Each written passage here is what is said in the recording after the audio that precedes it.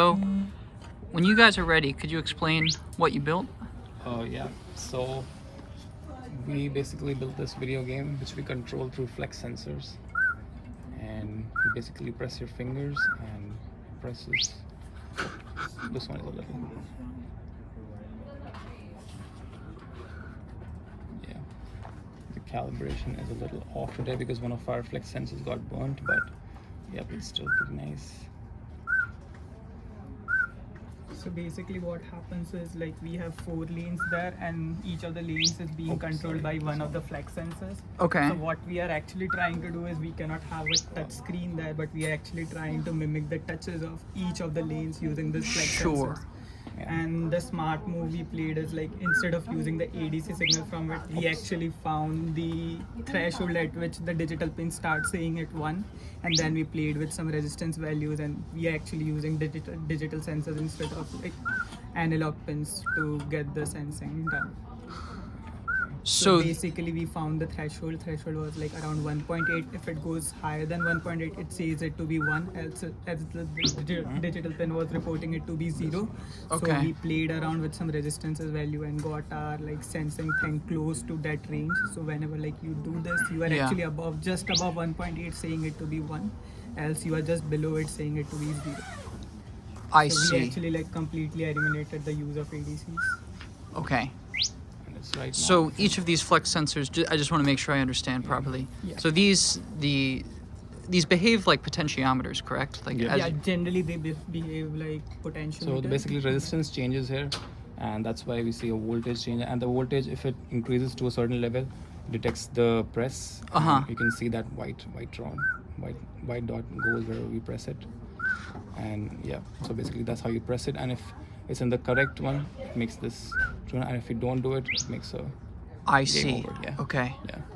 So basically you just control it through your, and the high score right now is 52, I think. Like, all the resistance values are, like, fixed. Yeah, so and basically we yeah. calibrated it using this resistance value so that it just lies about at the threshold, after which it will show 1. So the resistance values are different from each of the flex sensors, but it's somewhere around 20 kilo ohms to 25 kilo ohms. Okay. Yep. Okay. Interesting. So these all then communicate to GPIOs of the Pico here. Yeah. Yep. So these are the 4 pins we are using it, and then these are the 4 GPIOs there. And then flex sensors. And then there's we a have a DAC here, DAC there, which makes and we have these. This is the reset button. This is the reset button to restart the game. If it's over. I see. Okay. And you said the high score right now is like 50 something? 52, yeah. Okay. 52. That's Yeah, it's difficult. Like it looks easy, but it's very difficult to control. Like because it's very easy to have 2 fingers, like, or one of your fingers. Yeah, go up. sure. So yeah, so you have to have it so perfectly. you need like to get used to it. yeah. Okay. Get used to it. The high score is difficult. 52 was very difficult for us. And mechanically, did you design and manufacture these things? Yeah, these are It's 3D actually printed. printed. Yeah. Like, Okay. actually, these rings were designed for my His fingers, fingers, but it was fitting well to his, so we decided to. Yeah, that's a really nice way of. I've seen other projects that sew these onto gloves and so forth, but that's a really nice Like, mechanical that mechanism. actually, like, Yeah. makes it easier to switch. Yeah. You Yeah. can easily switch users, and also, like, they protect your sensors from. And right getting now, damaged. I don't know if you can see, but the glue is kind of off. But they're like they're perfectly glued. So when you press them, they don't really go inside or Yeah. out. Right now they're kind of stickly because we've been playing for a while. But yeah, they were like perfectly. And when you flex it, it goes completely flexed. I mean, it comes so back. it's pretty easy to install as well.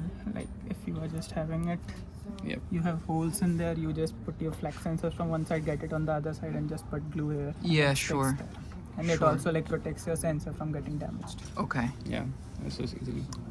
Yep. Very nice. And then the sounds that are being generated sound like those bird songs. Yeah. Okay. They're from Northern Guardian songs. So, They're like, from we this. tried DAC, different equations, and we found that actually the Cardinal songs were suiting the game. Yeah, and we Okay. kind of like that.